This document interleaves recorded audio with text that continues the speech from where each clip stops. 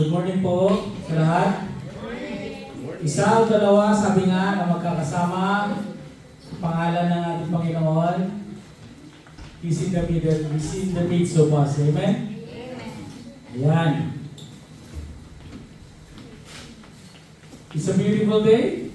Amen. Amen?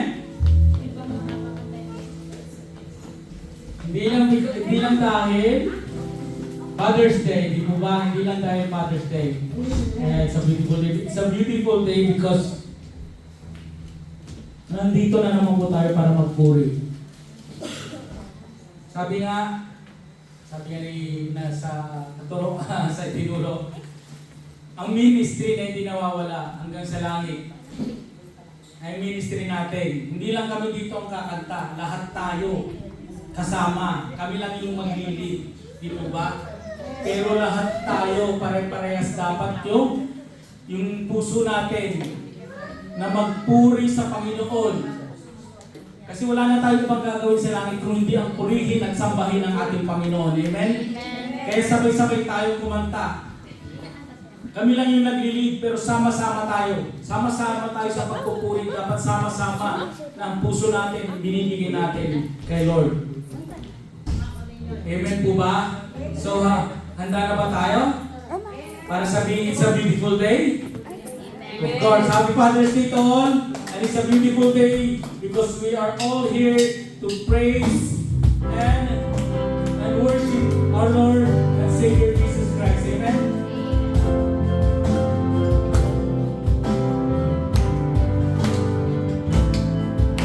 Pasalamatan natin ang pwede po tayo magkamayan, magkamustahan habang pinakita natin itong opening song natin.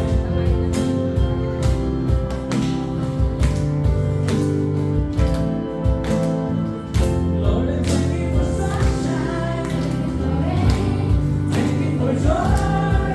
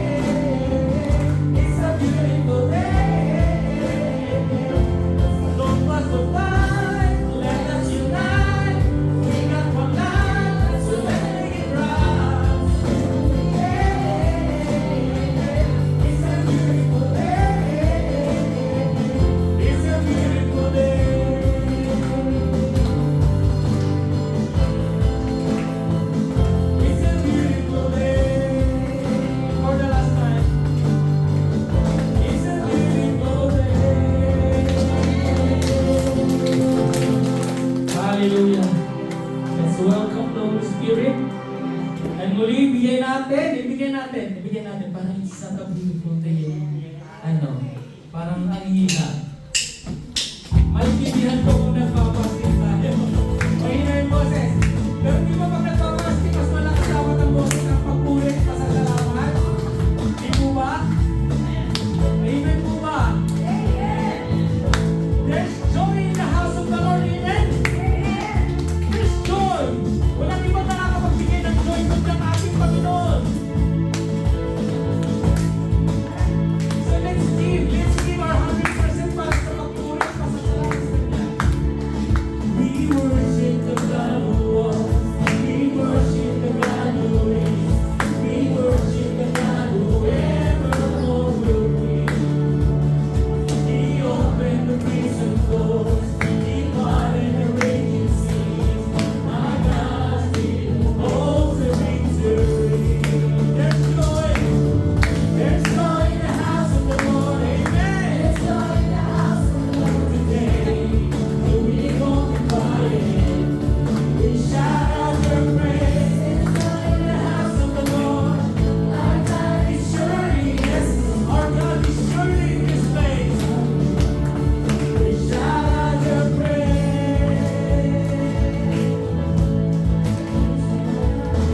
Verse 1, ulitin po natin. We worship the God who was. We worship the God who is. We worship the God who evermore will be. He opened the prison doors. He parted the raging sea. My God still holds the victory. Yeah. There's joy in the house of the Lord, come on, church. There's joy in the house of the Lord today. And we won't be quiet. Don't be quiet, church. Shout out your praise. There's joy in the house of the Lord. Our God is surely in this place. So we won't be quiet. We shout out your praise. We shout out your praise. We are the bearers, now we're royalty. We were the prisoners, now we're running free. We are forgiven, come on church. Redeemed by His grace, let the house of the Lord sing praise. One more time. The beggars, now we're royalty. We were the prisoners, now we're running free. Forgiven, accepted, redeemed by His grace.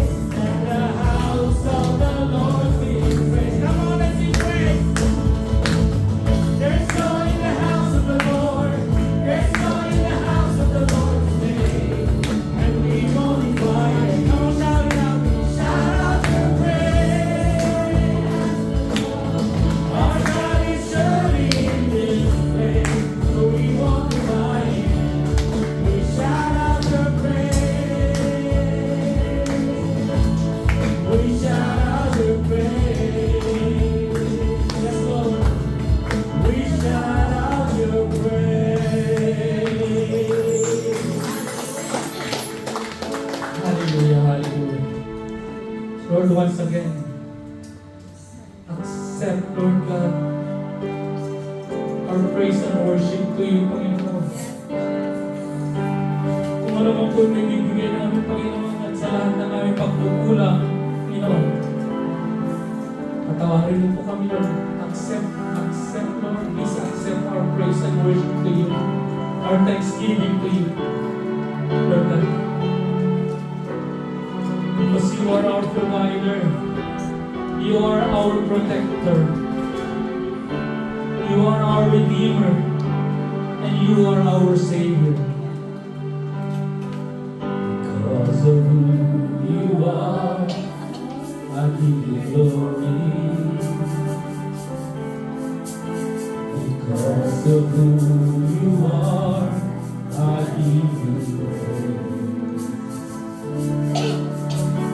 Because of who you are, I will lift my voice and say, Lord, I worship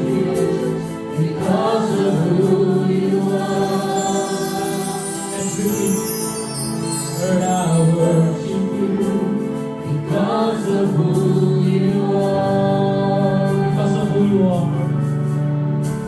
Because of who you are, I give you glory. Because of who you are, I give you praise. Because of who you are, I will lift my voice and sing, Lord, I worship you because of who you are.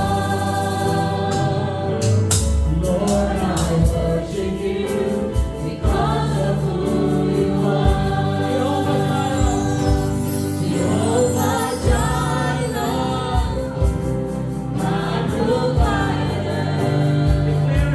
Jehovah Nissi, Lord, you reign in victory. Jehovah Shalom, my Prince of Peace. Lord, I worship you because of who you are. Umpisahan pa po natin. Kantahin natin na buong mundo. I give you glory because of who you are. I give you praise because of who you are. And I will lift my voice and say, Lord, I worship you because of who you are. Jehovah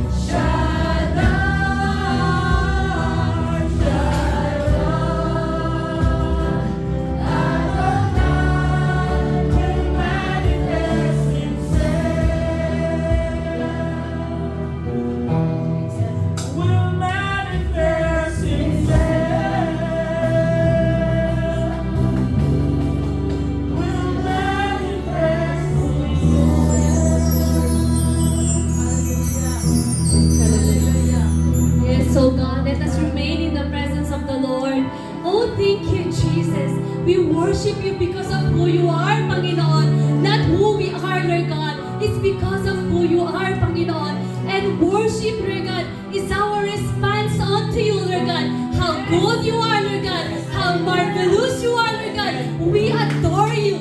We worship you, Lord God, in spirit and in truth, Panginoon. Right now, Lord God, you have called us, Lord God, as your worshiper, Panginoon. Kaya ngayong araw na ito, Lord God, na sa bawat buhay po namin, Panginoon, we will worship you, Lord God, until death, Panginoon. Dahil dito po kami nilikha, Panginoon, as your worshiper, Panginoon. Here we are, Panginoon. Use us mightily, Panginoon. Thank you, Jesus.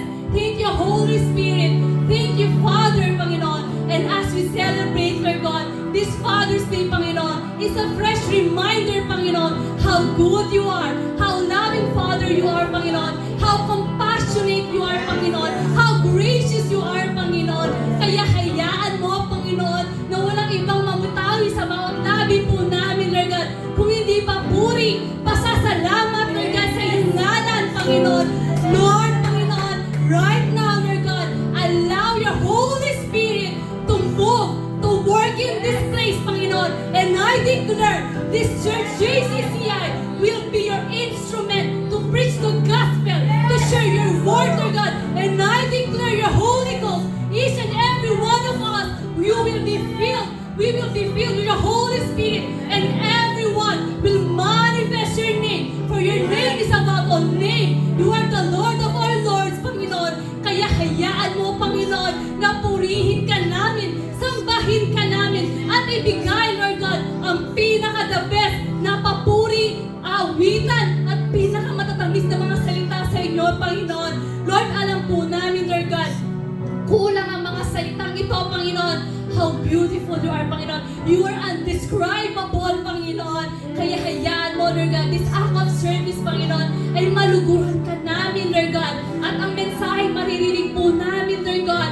Use your servant, Lord God, as your mouthpiece, as your blessing, Panginoon, as your body, Lord God, to proclaim your gospel, Lord God. If it is rebuke, so be it, Lord God. If it is for revival, so be it, Lord God. Amen and amen. It is for restoration, restoration upon restoration, healing upon healing, Lord God. Right now, Lord God, we are an expectator of your presence, Lord God. Kaya, Lord God, open the heavens, Lord God. Send your mighty name of the angels, Lord God, and allow your Holy Spirit, Lord God, open our ears, Lord God, our eyes, our spiritual hearts, Lord God, so that whatever the message right now you have prepared for us, Lord God, we will receive it gladly, Lord God, and we will apply it in our daily lives, Panginoon. Sa lahat po ng tatayo, Panginoon, I declare, Lord God, everyone, you will be used mightily, Lord God, for your glory and honor alone, Panginoon. Sa simula ng aming gawain, hanggang sa hulihan ng aming gawain, we do it all for your glory and honor alone, Panginoon. Kaya maraming salamat, Panginoon. Today, this is the day. This is the day that you will allow your Holy Spirit to manifest in this place. And I declare blessing upon blessing in this place. I declare restoration upon restoration, revival upon revival. Revive us, Lord God, right now, Lord God. Victory is upon us for your victorious God, Panginoon. Maraming salamat. Bless each one of us and prepare us for the Great Commission to go out and make disciples, Panginoon. Maraming salamat. Empower us with your Holy Spirit. For this, Lord God, whenever we go out of this place, we will carry your name, your message, Lord God, and we will be your vessel. Use us. Here we are. Send us, Panginoon. To you be the glory and honor and power. In Jesus' mighty name, amen and amen.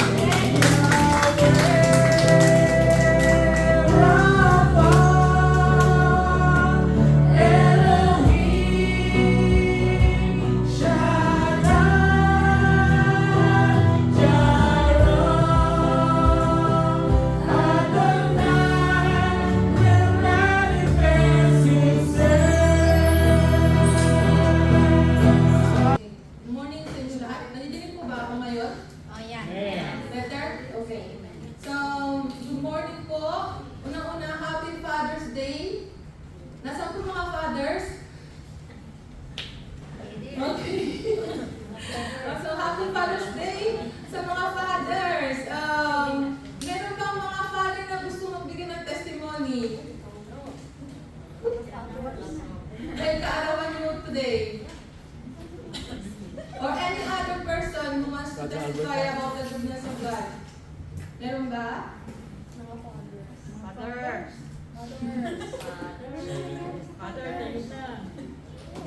Masters tayo.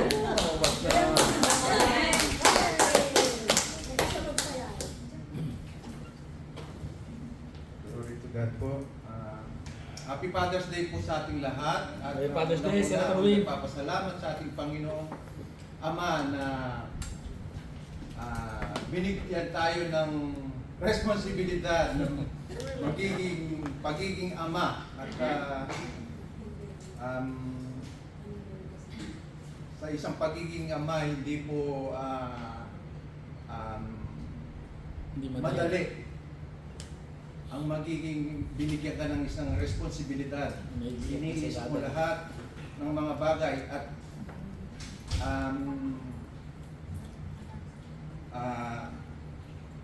Iyak ka na, brother. Sige lang, Naiiyak brother. Sige lang. Ako rin, naiiyak na rin. ka mamaya. Yung pagiging hindi ka dapat wrong ka dapat good model lalo na sa inyong mga anak. Glory to God sa ating pagtanda sa salita ng Diyos tayo natututo. At ako po'y nalulungkot at masaya rin naman na namimiss ko yung aking tatay. Pero maraming salamat sa ating Panginoon at binigyan kami ng tatay na katulad niya. Ngayon naiintindihan ko bakit siya'y isang mahigpit nung kami kabataan. Ayaw kami mapirara. Glory to God, hindi naman kami napariwala. At ang unang-unang sa laban, pinapurihin ko ang ating Panginoon na Ama na laging gumagabay sa atin. Glory to God. So, itong buwan na po ito, ang theme po natin is Lord over our finances. So, ang topic po natin ngayon is Financial Wisdom, God's Way. Ano po ba ang key verse natin? It's taken from Matthew chapter 6 verse 21. For where your treasure is, there your heart will be also. Can you read with me again? For where your treasure is, there your heart will be also. So, ano dito po, si Matthew. Kilala niyo po ba sino si Matthew?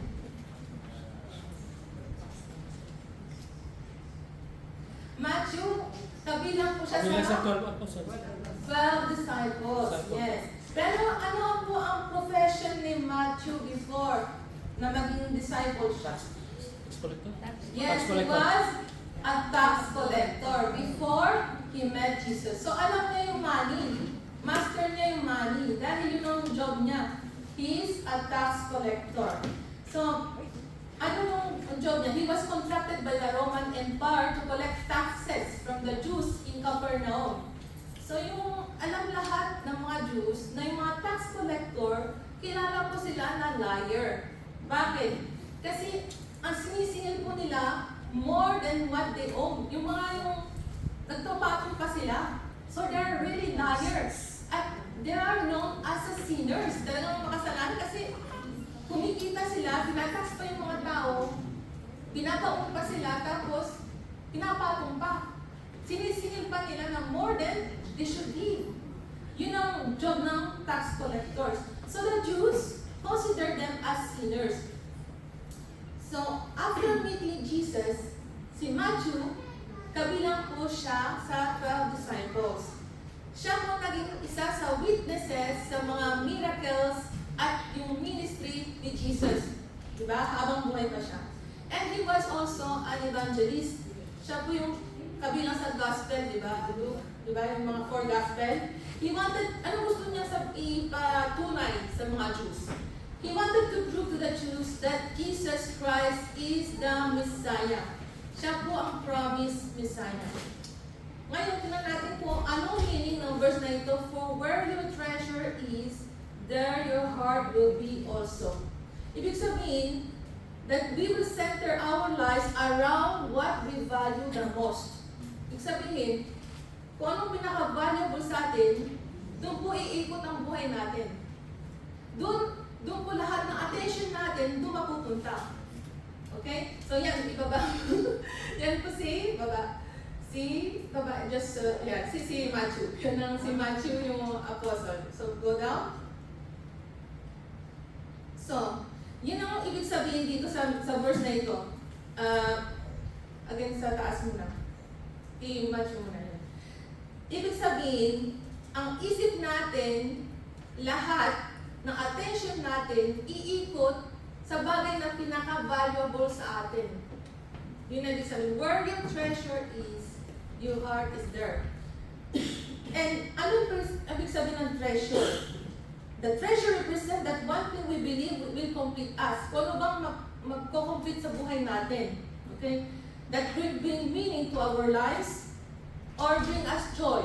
Ganon, in the midst of storms. It determines where our treasure is, also determine where our heart is. For example, bumili tayo ng kotse.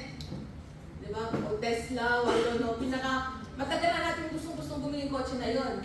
Mahal na kotse, pwedeng Rolls Royce, o ano man na Bugatti, kung ano man. And yung nakuha mo yung kotse na yun, nandun na yung focus mo. Umiikot na yung buhay mo sa kotse. Ano bang bibiliin ko accessory? Ano bang tuning gagawin ko na para gumanda siya? Ano bang gagawin ko para, dadrive ko pa siya, releasing ko siya? Lahat ng finance mo, lahat ng puso mo, lahat ng isipan mo, umiikot sa kotse. So where your heart, your treasure is, your heart is there also. Yun ang ibig sabihin.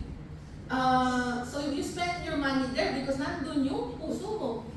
Doon ang pinapag-abalan natin. Okay? So it occupies what? Our focus. Doon tayo nakatingin. Doon tayo naka-focus.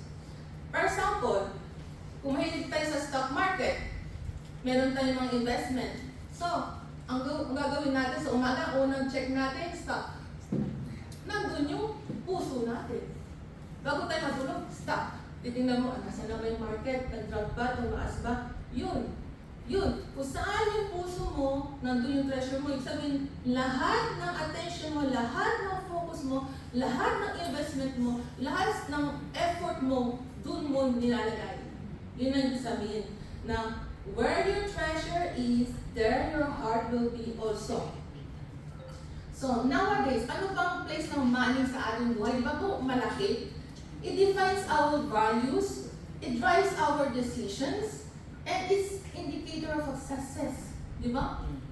The more you have money in your bank, the more you are wealthy. Di ba? Dati, ang wealthy, it symbolizes the cattle. The more sheep you have, the more horses you have, the more wealthy you are. Pero ngayon, hindi mo makita yung, makikita mo lang sa mga cars, jewelries, mga ano na makita mo, bahay, villa, mansion, makita mo yung external wealth. Yun ang makikita mo. Yun ang makikita natin na success. And it's also, money is an indicator of our success and also our identity. Ibig sabihin kung ano ba tayo, ano ba stand sa buhay natin, mahirap ba tayo, mayaman ba tayo, ano bang klase ng standard natin sa buhay. Money is trying to define everything sa buhay natin. Okay? Now, ano po sinasabi ng Bible about money? Alam niyo po ba na money is very important? It is mentioned, alam niyo ba kung ilang verses naka-mention yung money? 2,350 verses related to money. It means it is as important as faith and prayer. Kung ano bang mga bagay na tinatakil ni Jesus. Maraming parable, maraming verses na sinasabi ni Jesus about riches, wealth, and possession. Nearly 15% of everything Jesus spoke about is related to money and possession. Ang dami nun. So now, we will see what are the biblical principles of managing our finances that will glorify God and what our attitude towards material wealth and true riches that are spiritual wealth. So what are the financial biblical principles? Sino po ba ang pinakamayaman ngayong taon natin, 2026? Can you name me a person Elon who is Musk. the wealthiest? Elon Musk. Elon. Yes, Elon Musk. But in the Bible, who was the wealthiest one? Solomon. Solomon. Okay. King Solomon. Do you know how worth is his wealth? Can you give me a number? Solomon's mine. Ganong kahalaga yung money niya? Do you have an idea? No, money. Ang topic natin, Treasure gaano niya. kayaman si Solomon? How much money do we have? Can you give me an amount of money? Trillion. Okay. His wealth is More worth than you can imagine. $1.1 billion of gold each year. Each year. Each year. Taon lang yun. Each year. Imagine kung gaano habang buhay niya. And every year, 1.1 billion. 1.1 billion. Kailangan niya. Siya ang pinakamayaman sa lahat. Okay? So, ngayon, hindi lang po siya mayaman. He is the wisest man. Diba? So, now titignan natin kung ano po ba ang financial principle ni King Solomon. Bakit ganun siya kayaman? Una-una, sabi niya sa Ecclesiastes 5:10, sabi niya, money does not satisfy.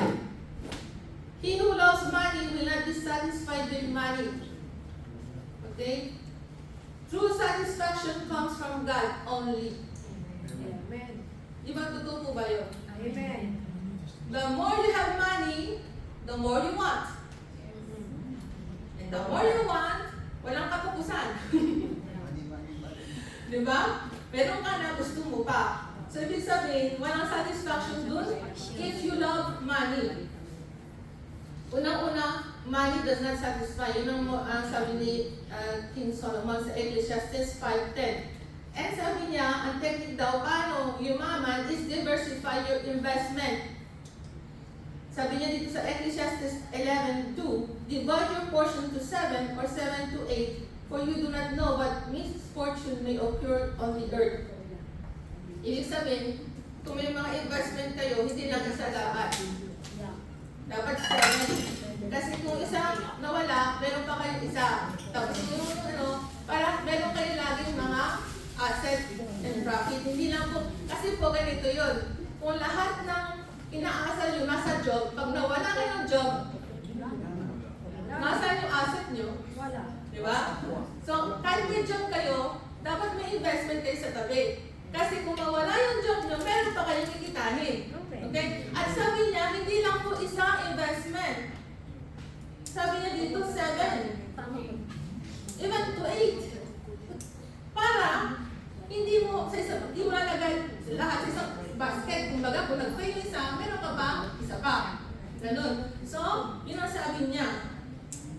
If you have 7 investment and any one of them perform well, it will have a decent impact on the portfolio as a whole. Yun. The other thing, sabi ni King Solomon, there is never a perfect time. Ibig sabihin, he who watches the wind will not sow, and he who looks at the cloud will not reap. Kung nakatingin lang tayo ng nagpe-pray na walang action, walang mangyayari. Sabi sa Bible, God will bless the work of your hands. If you do nothing, nothing will come. Yes. So, sabi niya, if naghihintay ka sa hangin o nagtitingin ka lang sa hangin, walang mangyayari. Ganon. Sabi niya, step out that the perfect time is now.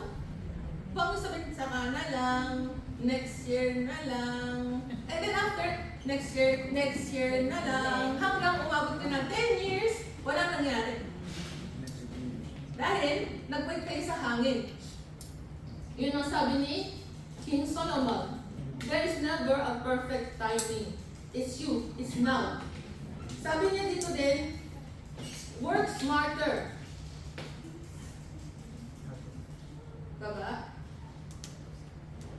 Work smarter, not harder. Sabi sa Ecclesiastes 10:10, if the axe is dull and he does not sharpen its edge, then he must exert more strength. Kung mapuro lang axe, mas malakas ang hampas mo. Diba? Mas effort ang gagawin mo. Pero kung sharpen yung sword mo, ibig sabihin, mas magaan ang hampas mo. Tapos mas matalim siya. So sabi niya, work smarter, not harder. Ibig sabihin, kung anong skill nyo ngayon, yun ang dapat pipiliin nyo. Ibig sabihin, aside sa work nyo ngayon, meron tayong bawat isang mga skills na binigay ng Lord na dapat natin i-perfect. Kasi doon sa skills na yun, doon tayo i-bless. Yun ang ibig sabihin niya. Do not work harder. Work smarter. Okay? Kasi kung hampas na hampas mo, pero wala nang nangyari, di ba, hindi mo usad. Dahil ang purol yung ginagamit mo. Pero pag kinikil mo yun, mas sharp siya, mas mabilis ang trabaho. Ganun. Kung bakit sa buhay natin, hindi tayo umuusad? Because hindi natin piniperfect yung skills natin, mali yung focus natin, ibang ginagawa natin. Kumbaga, kasi ibang nililinis natin. Yung dapat imperfect natin, yung kung anong binigay ng Diyos sa atin. Kung anong abilidad or skills na binigay sa atin, yung dapat mo i-sharpen to work smarter, not harder. So, more strength is needed, but skill will bring success. Yun ang sabi ni King Solomon. Another thing, sabi niya, be honest. Sa mga work natin ngayon, kailangan may ethic. Be honest with integrity, sabi sa Proverbs 13 verse 11. Wealth gained by dishonesty will be diminished, but he who gathers by labor will increase. Yun. Do not do with dishonest gain. Do not work dishonesty. Be honest in your work. Have integrity when you work. Ang mga sasabi ng 1 Corinthians chapter 10 verse 31, whatever we do, God is watching, di ba po? Alam ni God lahat ng ginagawa natin. And whatever you do all the glory to God. So lahat ng at nagtatrabaho tayo is for the glory of God. Okay? At sabi pa ni King Solomon sa Proverbs chapter 21 verse 20, save money. It is important to save money. Sabi niya dito sa Proverbs 21 verse 20, there is a desirable treasure and all in the dwelling of the wise, but the foolish man squanders it. A foolish man, nilalastay niya lahat. So at the end, wala natitira. Kung wala kang sinisave, pagka may time of paghirap, wala ka nang dudukutin. Eh sabi ni Solomon, save money. Kasi, yun ang, sabi niya, yun ang wise man, is save money, but a foolish man, nililustay niya lahat. Diba? Kumita ngayon, bukas wala na. Ganun. Yun ang sabi ni King Solomon. At paano tayo magkakaroon ng financial freedom? Diba? Sabi dito sa Proverbs chapter 22 verse 7, the rich rules over the poor, and the borrower is the slave of the lender. Ibig sabihin, we should be free from debt.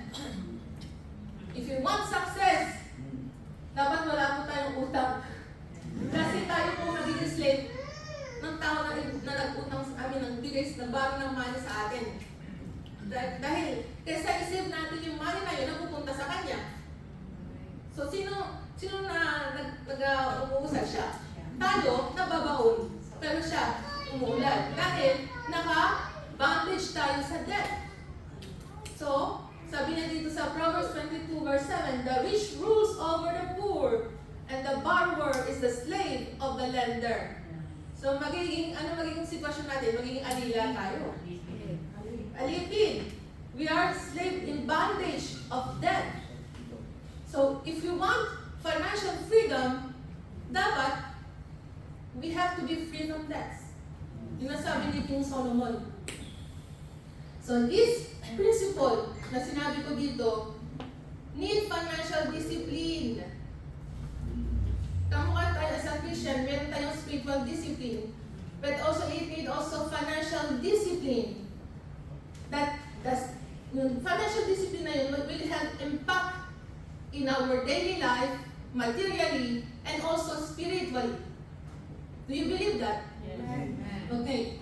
So ngayon, nakita natin yung mga principle ni King Solomon about money. We have to save money, we have to be honest, everything sinabi niya. We have to free from debts. Marami siya sinabi, di ba? Ngayon, ano po ang tamang attitude natin toward money? Dito sa Psalm 24. Mababa. Verse 1. Sabi dito, the earth is the Lord's and everything in it, the world and all who live in it. Ibig sabihin, we are only steward. Sa mundo na ito, we own nothing. We are all steward. The earth is the Lord, sabi sa Psalm 24, verse 1. And everything in it, the world and all who live in it, is the Lord's. Sabi sabihin, we have to know the Lordship. Dapat alam natin kung saan galing yung mga kayamanan natin. Lahat na we have is that belongs to us. Alam niyo ba na we are steward? Ano sabi ng steward? We are managing for someone else. We own nothing. Sabi, pinahiram lang sa atin ito. Mga iba, 80 years, hanggang pag nag-graduate ka na sa buhay, tapos na. Everything we acquire on this earth will vanish. Yun ang ibig sabihin nun. Lahat ng we have now does not belong to us. Kasi yung pinanganak tayo, wala naman tayong dala, di ba? Pag alis natin, wala rin tayong dala. So everything, pinapahiram lang sa atin. We are just stewards. Sabi dito. Di ba sinasabi natin, my money, my car, my house, my job, my business, my. Basta totoo, it doesn't belong to you. Your house doesn't belong to you, your car doesn't belong to you. Anything you have now does not belong to you. Kasi sabi dito sa Psalm 24 verse 1, the earth is the Lord's, and everything in it, the world and all who live in it, belongs to the Lord. So we have to know yung position natin, ano ba yung stand natin. We are only all stewards. Nagmamanage lang tayo ng kayamanan, but we don't own it. Yun ang ibig sabihin nun. Everything we have, every resources, every opportunity, every skill belongs to God. The scripture reminds us that nothing truly belongs to us. Pinahiram lang for a period of time. It can be 8 years. Kung gano'ng kahaba ng lifespan natin, yun lang kahaba ng load. Kung may yung pinapalooban natin, kumbaga. We don't own anything. Paano is-illustrate natin yun? Di ba yung gripo, tumutuloy yung water? Di ba? So, yung gripo and the water is the blessing.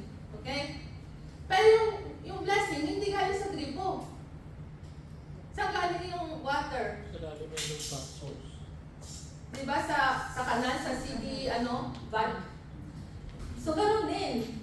The source is God of blessing. Pero yung channel of blessing is your job. Is yung gripo. But the blessing doesn't come from your job.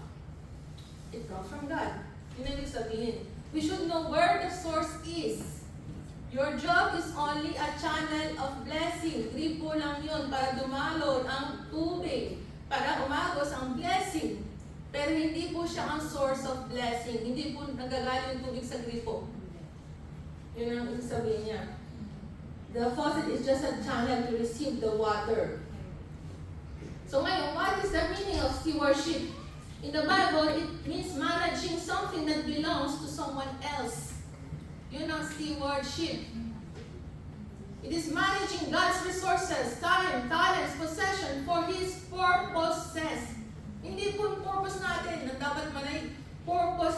natural. Kaya binigay sa iyo yan, na may purpose siya, may plano siya. Okay? Genesis chapter 1, verse 28.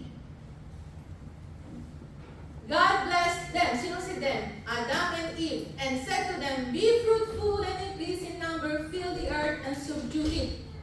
Ang sabi ni God sa kanila, they were giving the earth to manage, not to own. Hindi sinabi sa kanila, sa inyo na yung earth. No.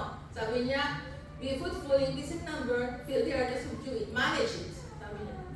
So, ganun din sa atin. Kung anong binigay sa atin ni God, we have to manage it. We don't own it. Yun. Everything we have, God is a test. Yung kayamanan natin is a test of faithfulness, responsibility, and spiritual maturity. Kung alam natin that we are only stewards, we will change our point of view on how we manage wealth. Okay? How we give. Magbabago rin yung forcing natin kung paano natin in-spend yung money natin because we don't own it. We will change our mind, how we give, how we save, and how we worry. When it's not ours, you take care more, di ba? Kanila, namamahala ng mga kayamanan ng boss natin yung house nila, di ba? Ganon. So you take care. It doesn't belong to you. Ganon din yung binibigay sa atin ng Diyos na kayamanan. It does not belong to us. We're just stewards. So we are taking care of it. We are managing it. Yun. God is looking for our faithfulness and how we manage His property. We are longing for a period of time because when our time on earth ends, everything we acquire will be left behind. I repeat, when our time on earth ends, everything we acquire will be left behind. Wala po tayong dadalhin. So ngayon, yan po yung attitude natin towards money. Paano po talaga yung money itself? Masama po ba yung money? No. Money, is it good? Yes. Money is neutral. Revelation chapter 5 verse 12.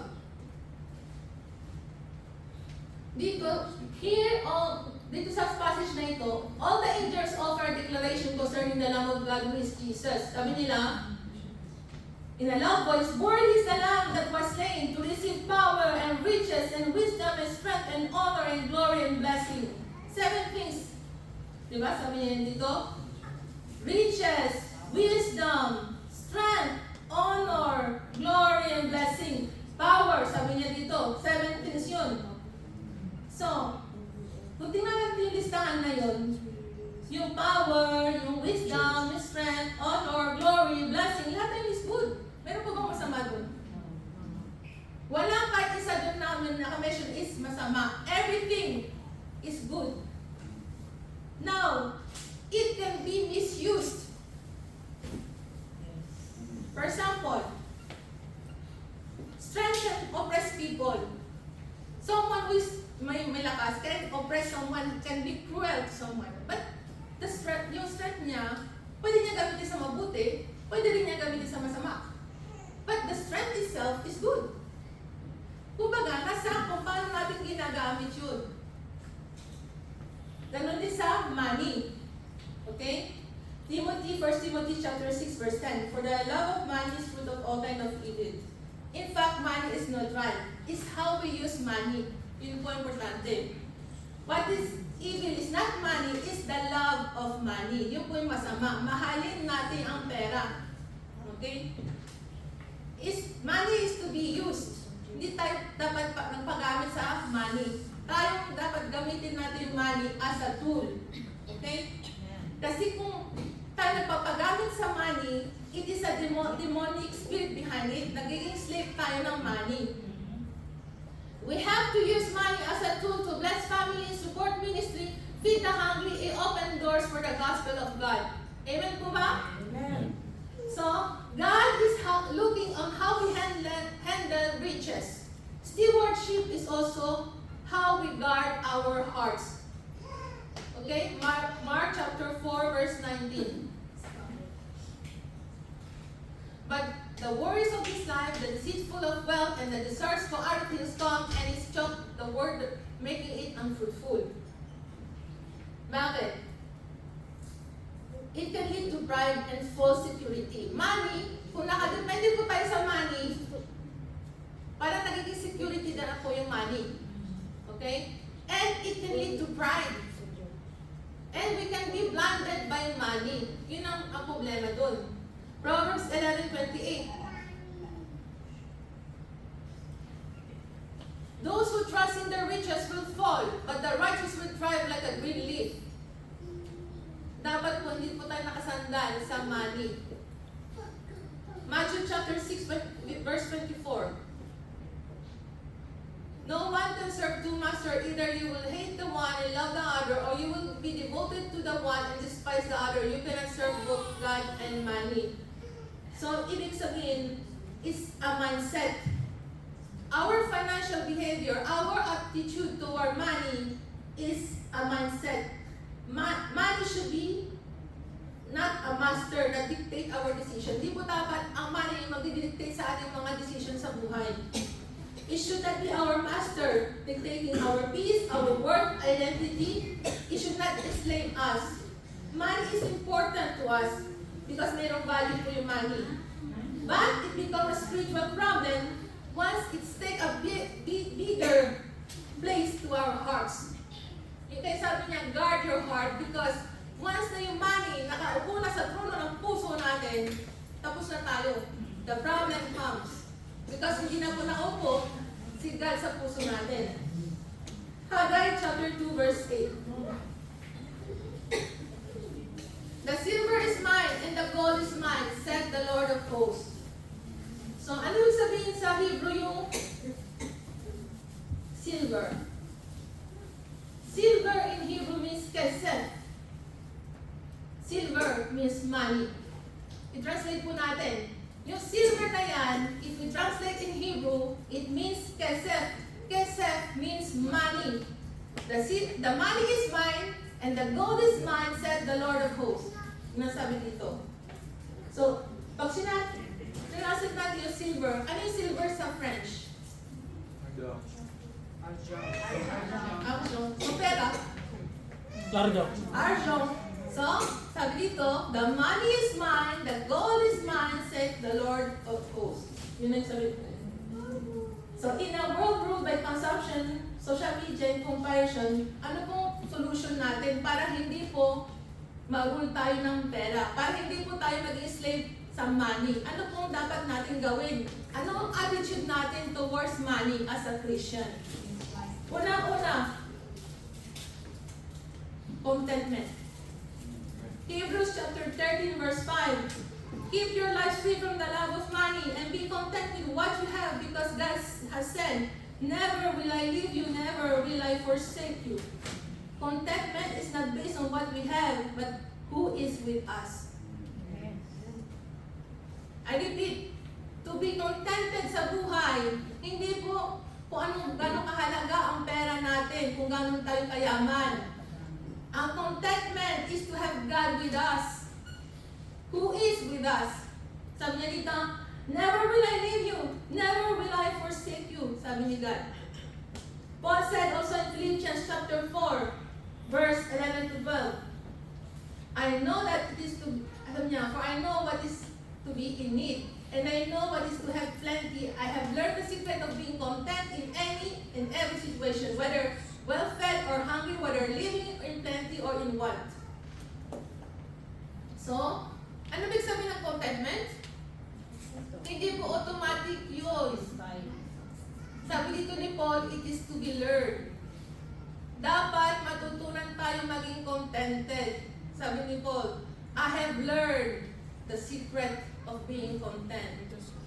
Hindi po yung automatic. Dapat po pag-aralan natin sa buhay natin how to be contented. Yun. Contentment gives freedom because money loses power over our emotion. We rest in God's provision instead of chasing money. Kaya, hindi na po tayo nag-worry. Una, contentment. Second is giving. Is to honor God and to show our dependence to security comes from God, not money. Proverbs 3:9-10. Honor the Lord with your wealth, with the first fruit of all your crops. Then your barns will be filled to overflowing, and your vats will brim over with new wine. Ibig sabihin, we have to honor God with our wealth. Yun ang sabi dito. We have to be dependent to God. And security comes from God, not from money. Sa 2 Corinthians chapter 9, verse 7, each of you should give what you have decided in your heart to give, not reluctantly or under compulsion, for God loves a cheerful giver. Ibig sabihin, wala po sa pilitan. Ang gusto ni God, maluwag sa puso natin, and masaya tayo pag nagbibigay. Bakit po ba? Dahil giving is an act of worship and obedience. It's not po pilitan. Okay? And lastly, our response to God's faithfulness. Ano po dapat response natin to God? Sa kanyang kabutihan, sa kanyang faithfulness, pag binibless niya tayo. Romans chapter 12, verse 1-2. And so, dear brothers and sisters, I plead you to give your bodies to God because all He has done for you. Let them be a living and holy sacrifice, the kind you will find acceptable. This is truly the way to worship Him. Ibig sabihin, we have to offer our body as a living sacrifice before the Lord. Ibig sabihin, we have to offer ourselves before the Lord. Ibig sabihin, we have to surrender ourselves to the Lord. Yun ang worthy na sacrifice na pwede natin ibigay kay God. Kasi bakit po ba? Kung hindi natin willing ibigay yung sarili natin, yung buhay natin kay God, yung mind natin, the old mind, the carnal mind cannot see the will of God. Sabi niya, is the renewing of mind. We can buy God's favor, but if we renew our mind through our offering, through when we present our body as a living sacrifice to God, yun ang ibig sabihin nun. Dapat, magbabago yung mindset natin, ang mind natin marirenew once na bigay natin yung sarili natin kay God. Kasi maraming Kristiyano, tinanggap nila si Kristo, pero hindi po nag-renew yung mind nila. Tinanggap po nila sa bibig, I believe in you, I trust in you. But, yung mind nila, hindi din po nagbago. Bakit? Because they didn't surrender their life to God. They didn't present their body as an offering to God. Yun po ang secret if you want to see the will of God. Now, may example po sa Amerika. Meron pong Indian nasa Oklahoma, Indian na tao na Native American. Okay? Pumunta siya sa isang service na nasa tent na mga pastor nag-preach ng gospel. Natouch siya sa offering kasi yung third part na yun may offering na. Natouch siya sa nag-preach sa kanya. Gusto niya magbigay. So pumunta siya altar, sabi niya, Indian bring blanket. Kasi yung sa kanila, ang blanket may value. So yun ang binigay niya sa altar, Indian bring blanket. Tapos bumalik siya sa upuan niya. Parang wala siyang peace. Parang sabi niya, hindi pa sapat yung binigay ko. Parang hindi pa yun ang pinakamahalaga na binigay ko. Tapos bumalik na naman siya. Sabi niya, Indian bring rifle. Binigay niya yung rifle niya. Tapos bumalik siya sa upuan niya. Ay, wala pa rin siyang peace. Sabi niya, parang hindi pa sapat yung binigay ko. So bumalik na naman siya. Sabi niya, Indian bring horse. Binigay niya yung horse. Okay? Kasi sabi niya, what is the most valuable thing that I have is the horse. Sabi niya, binigay niya yung horse sa altar. Tapos bumalik siya sa upuan. Hindi pa rin siya kontento. Sabi niya, wala siyang peace. At tapos bumalik siya sa altar. Sabi niya, Indian bring Indian. Ibig sabihin, binigay na niya yung sarili niya. Doon pa rin siya, umupo na siya, nagkaroon na siyang peace. Ibig sabihin, the best offering that we can give is ourselves before God. Yun ang ibig sabihin. Because the will of God is good, acceptable, and perfect. In conclusion, the more we have, the more we want. The more we have, the more we spend. The more we have, the more we worry. The more we have, the more we lose. The more we have, the more we leave behind when we die. Totoo po ba? Amen. Kung marami kang kayamanan, marami kang iwan. Yun ang ibig sabihin.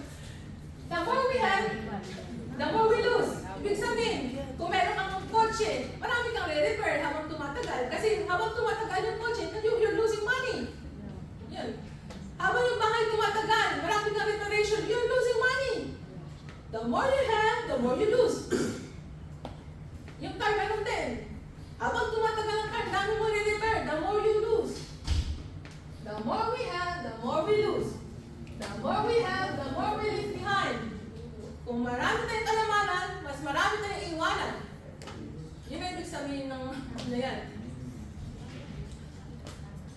Sa Bible, there are two different level of wealth. Tandaan ko natin yun. The material, financial wealth, which is temporary. And the other is spiritual and eternal wealth. Matthew chapter 6, verse 19 to 20. Do not store up for yourself treasures on earth where moth and vermin destroy and where thieves break in and steal. But store up for yourself treasures in heaven where moth and vermin do not destroy and where thieves do not break in and steal. So you get it. Mag-invest tayo sa kingdom of God. Mag-invest tayo sa eternal life. Yung mga spiritual wealth that now no one can steal you. What God is going to entrust spiritually depends on what we do financially. Ibig sabihin, how we manage our money, ganun ang katumbas niya spiritually. May effect yun sa spiritual life natin. Yun ang ibig sabihin nun.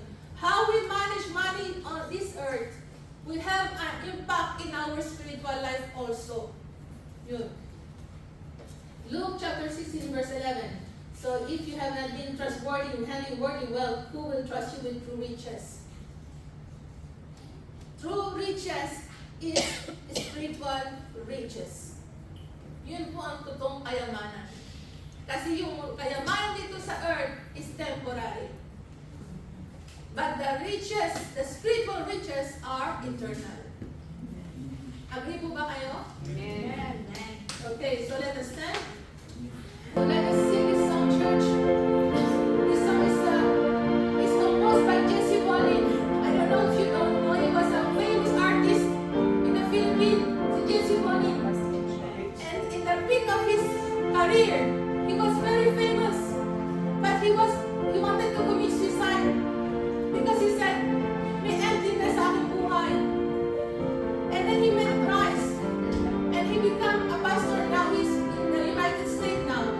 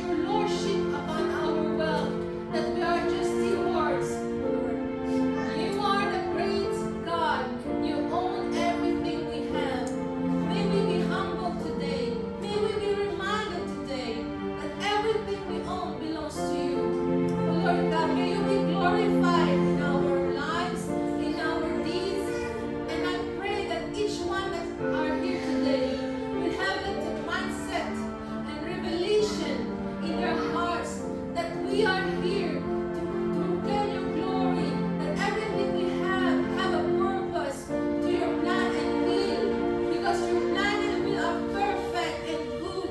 Oh Lord God, I pray that may you bless each one that are standing here today. May you bless each one in every area of their lives. I pray, oh Lord, that they will know how to surrender everything to you at your feet, oh Lord, so that you will be the one who will bless them in your time, oh Lord, and you know each needs that are presented before you, oh Lord. And I pray, oh Lord, may we be open our hearts in giving and generosity, oh Lord. May we be a good steward, oh Lord, for you, for your kingdom, oh Lord, that you have entrusted to us. Everything that we own belongs to you, and may you be glorified. In Jesus' name. I will praise you, Lord, every day of my life. I will give thanks to you, for you are worthy of praise. May my life be a fragrant aroma before you. May I walk in a manner worthy of Hallelujah. Praise God. Let us proceed to our communion. Holy Spirit, may I invite you in this moment. May you consecrate this cup and this bread as a symbol of Christ's sacrifice. May continue, O Lord, to strengthen our faith and walk in you, O Lord. And I pray that may we have the fresh revelation of your sacrifices on the cross. Thank you, Lord, that you set us free from any bondages of sins, but also for any kind of slavery, especially against money, O Lord. I pray, O Lord, may we be set free, and financial freedom start by surrendering everything to you in your feet as a Lord and your Lordship, and acknowledging that we are just a steward on this earth. Thank you, Lord. In Jesus' name we pray. Amen.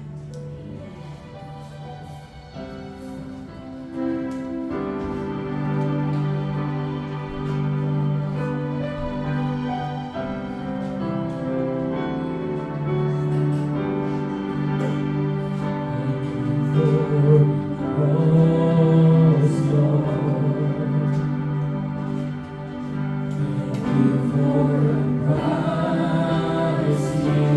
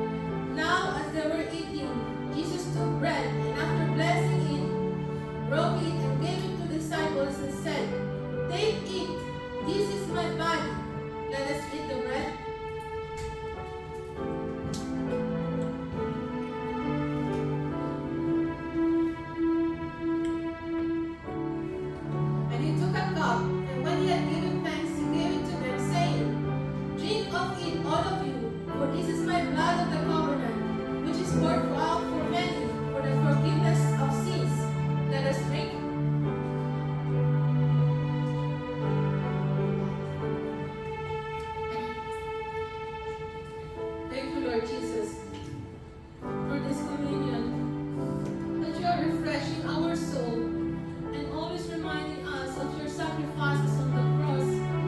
Thank you, Lord, for always bringing us back, Lord, to the cross where everything started, that you set us free from any bondages of sins. I pray, O Lord, may we be humble and may we be free from any kind of bondages. O Lord, I pray, O Lord, that we always acknowledge you as our Lord and Savior and your Lordship upon our life. In Jesus' name we pray. Amen. Worthy is the Lamb, seated on the throne, crowning down in many crowns, you reign victorious,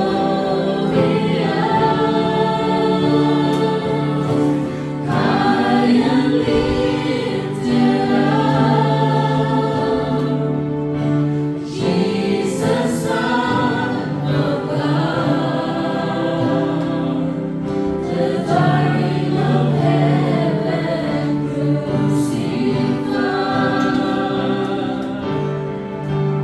Worthy is the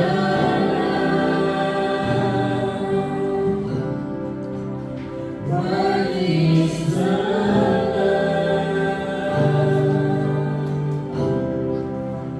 worthy is the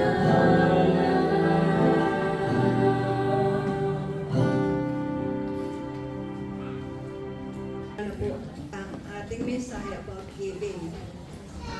We need to be a good steward in a lifestyle, Christian lifestyle. How to budget in a Christian way. Giving is a sign of our obedience from understanding heart of our spiritual freedom. Ang pagiging obedience po ay meron tayong understanding heart. At doon tayo magkakaroon ng spiritual freedom. Meron akong nakita kasi na bagong invited lang na habang nagsishare ng about giving, makikita mo yung kanyang countenance ay negative countenance na. Kaya hindi na siya bumalik. Ito ang lifestyle ng mga tao. Hindi pa sila nagkakaroon ng understanding heart kung paano maging obey as a Christian. At dito tayo magkakaroon ng freedom of spiritual in our walk. Hindi natin masisisi sila dahil nakita natin sa Catholic ay mga napipilitan o sentims lang. Pero tayo Christian na dapat tayong sumunod na sa pagiging Christian lifestyle natin. It is the reflection of God's desire, trusting Him willingly and sacrificial and not mechanical operated by hands. Hindi lang tayo nagbibigay dahil yung kamay natin nagbibigay, hindi po ganon, kundi tayo ay kailangan magkaroon ng spiritual walk about giving with understanding heart. I-testimony ko na dito yung church na ito na masasabi nating generous kasi in 2 times na umattend tayo sa Marseille, wala tayong binayad.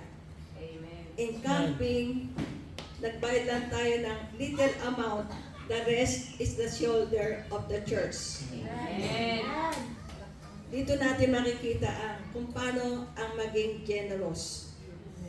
Church is a demonstration and expression of love that produces transformation from the chains of materialism and selfishness. Alam natin ang material is perishable. Ang eternal life are forever. At hindi tayo nagbibigay lang para tayo ay merong show, kundi nagkakaroon tayo ng transformation in the chains of selfishness. It is not sacrificial loss but a treasure in God's kingdom in the lives of others. Tinutulungan natin ang tao, hindi lang tayo ang naghihintay ng tulong ng tao. It is about the depth of commitment and relationship. It comes from the sincerity of our heart. A response of gratitude for all that God has done to us. Yung pagbibigay natin ay isang pasasalamat kung anong ginawa ng Diyos sa ating buhay. Katulad ng sinabi kanina, na wala naman tayong dala-dala pag tayo nawala dito. Kaya huwag tayo mag-ipon dito sa earth, kundi ang ipunin natin yung ating faith in the eternal.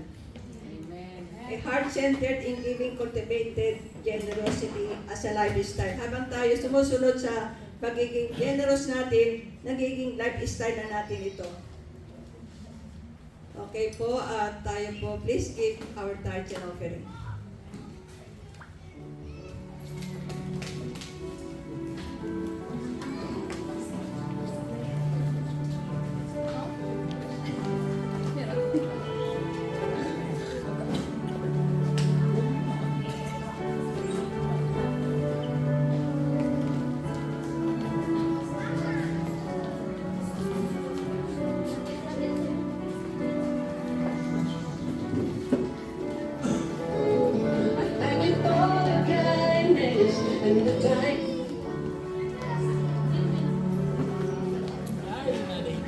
Ano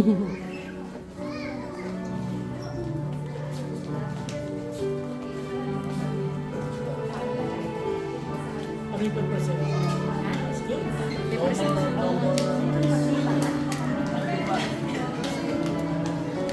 Ano po kami Father's Day po? Blessing. Happy Day, Parsi. Okay po, let us pray. Heavenly Father, we thank you for all your blessings and mercies that we are receiving every day. Truly, you're the source of your all goodness that we are receiving. Heavenly Father, we thank you and we give gratefully our tithes and offering as a sign of our faith and trust unto you. Father God, please accept it as a gift that we are giving to this church and to Lady to have a spread of your kingdom on earth. Bless us, Lord, the givers with spiritual giving with sincerely and gratefully give the tithes and offering. Father God, multiply this giving to show that you are your love and grace is within the church. Thank you, Lord, for your greatness and your blessing that we are receiving from thy bounty. In Jesus' name, amen.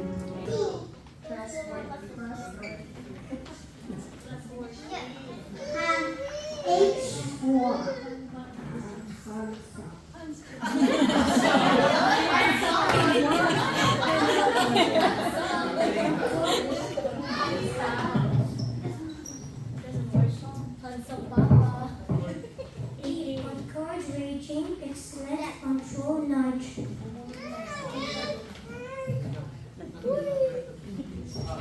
R for role model, reliable and respect. Today we celebrate the countless gifts given us, their guidance, encouragement, patience, and love. Happy Father's Day, that your hand has always been there to guide me. Thank you, Dad. Happy Father's Day to the men who continue to inspire me every day.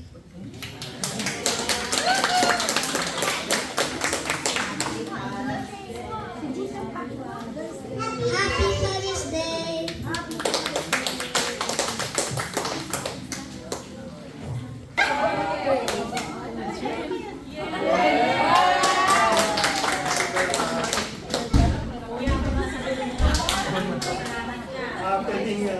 Pwede ba i-invite yung lahat ng tatay? Ako lang po ipanalangin kayo.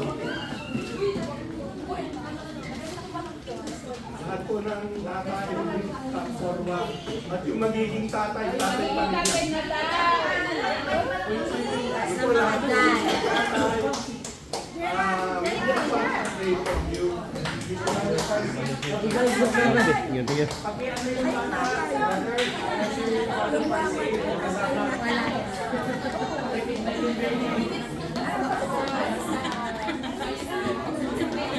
Pwede nga yung mga kababaihan tumayo and then lay your hands upon them. Hallelujah. Mag-abili po tayo at i-bless po natin ang mga tatay na ito na gumagawa talaga ng kakaiba sa aking ginagawa. Father God, kami po ay lumalapit sa iyo, nagpapakumbaba kami. Nakita mo po ang mga tatay na ito na binigyan mo ng pagkakataon na magkaroon po ng pamilya. Ang panalangin po namin sa iyo, ibukas mo po ang langit at ibuhos mo ang pagpapala ng karunungan. Sa pagkakakarunungan na magdadala sa kanila sa tagumpay, sa pagbubuo ng isang pamilya, pag-akay sa matuwid na daan. Ama, ang panalangin namin sa mga amang ito, siya ay maging kamay mo, siya ay maging mata mo, lalong-lalo na po sa pamilya kanilang hinahawakan. Yung pagkakaroon po ng pamilya, ito po ay mula sa iyo. Nawa ang mga kalalakihan na ito ay masugpungan mo na ginagawa ang iyong kalooban para sa pagbubuo ng pamilya. At Ama, anuman ang hahawakan ng kanilang mga kamay, pagpalain mo ito. At anuman ang kanilang mga nakikita, makita nila ang mga bagay na gusto mong makita para sa kanila. At ganun din, O Diyos, palibutan mo ito, mga amang ito ng mga tamang tao na magdadala po sa kanila upang maparangalan ka at upang mapapurihan ka. Sapagkat sa aming kapanahonan ay patuloy ka pa rin naghahanap ng mga ama ng tahanan na siyang tatayo sa iyong mga plano, sa iyong mga adikain sa magulong sanglibutan na ito, Father God. At habang po kami ay naririto sa mundo ito, ang mga kalalakihan dito ay maging instrumento mo kung papaano ang iyong kaharian ay mag-expand at patuloy na lalago. Gamitin mo, Ama, ang mga amang ito na isang huwaran upang, Lord, makita ng mga taong nakapalibot po sa kanila ang iyong kabutihan, ang iyong kalwalhatian, O Diyos. Ang panalangin po namin sa iyo, dakilang Ama namin na nasa langit, ay ibuhos mo ang pagpapala na walang silid ng kalagyan sa bawat pamilyang kanilang ginagawa. Maging ang kanilang mga anak, Father God, ang panalangin namin, O Diyos. Ang mga amang ito ang siyang maging susunod sa iyong prinsipyo upang ang kanilang mga anak, Lord, ay akayin sa matuwid na daan, ang daan patungo sa iyo, Father God.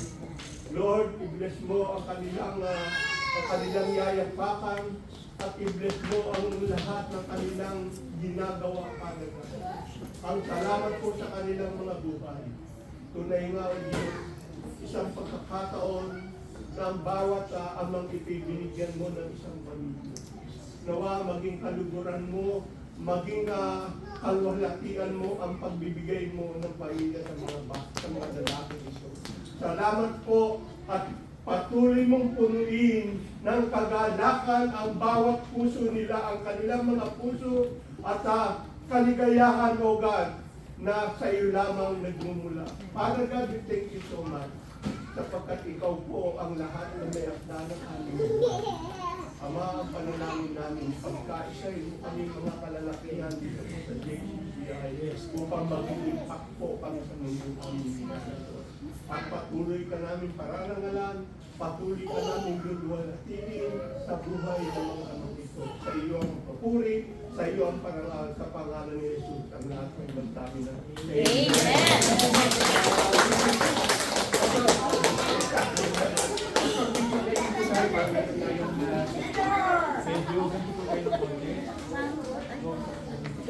Kasya ba, Kasya? May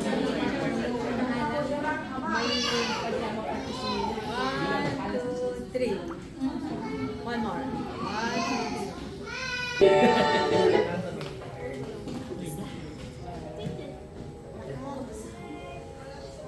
Dito lang yata. Hindi na yung correct na dito.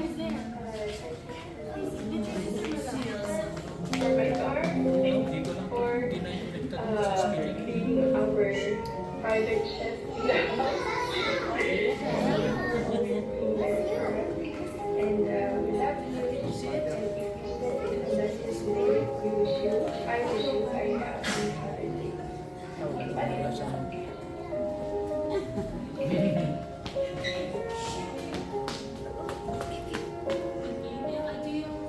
Father's Day, Tata.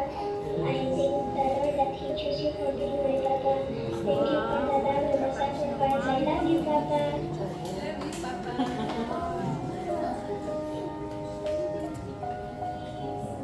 Happy Father's Day. God, thank you for all your love and support and all the kindness and strength you share with us. And we want to thank you also for being such a loving father to us, for always lighting the need and for always being present, for always being there in each other's. And we are so grateful for all you do. We love We you, love you. Papa.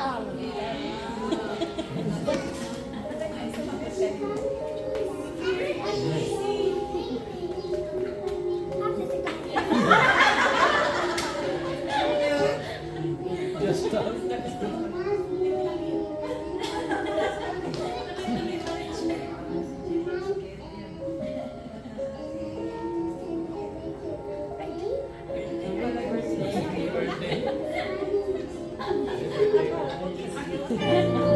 Panginoon, ingatan mo lagi ang aming Ama dahil siya ang haligi ng aming tahanan.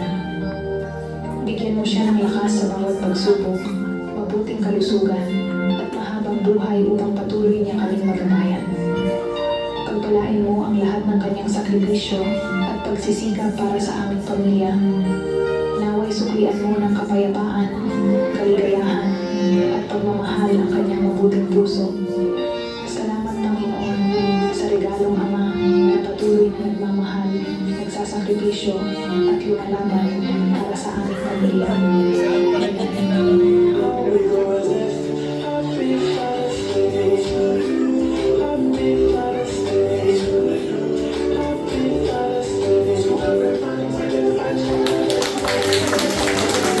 Let's all stand up for our victory song and let's continue to praise and worship our Lord.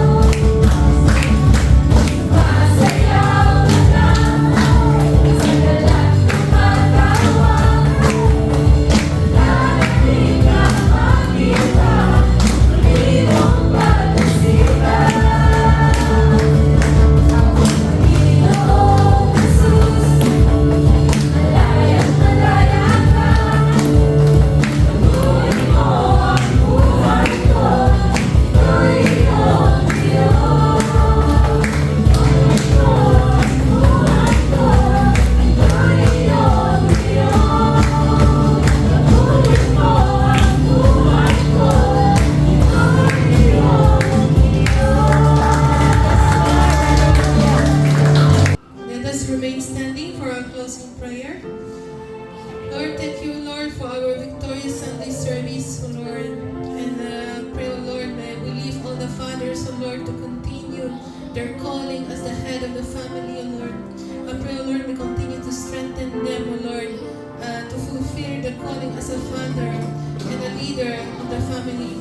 I pray, O Lord, that they may continue to protect their families and strengthen their faith in their walk with you.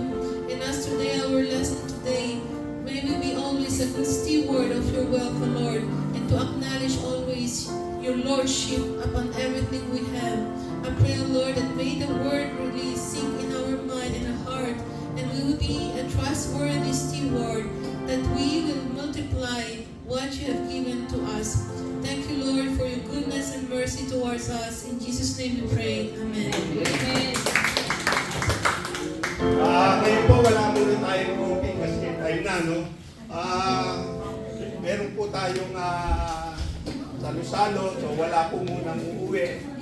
At lagi po kaming nag-aanyaya sa inyo, every Wednesday po, meron po tayong midweek online. So, lahat po ay iniimbita namin kayo na umatin po para lalo tayo lumago. At every Friday po, meron po tayong prayer meeting. Nag-i-start po ng 8 o'clock hanggang 9 o'clock. O po, magkita-kita po tayo sa ating prayer meeting. At every Sunday po, nag-i-start po ang ating service 10 o'clock hanggang 12. Kaya each one, lakas, each one, for the last time, each one, God bless you all.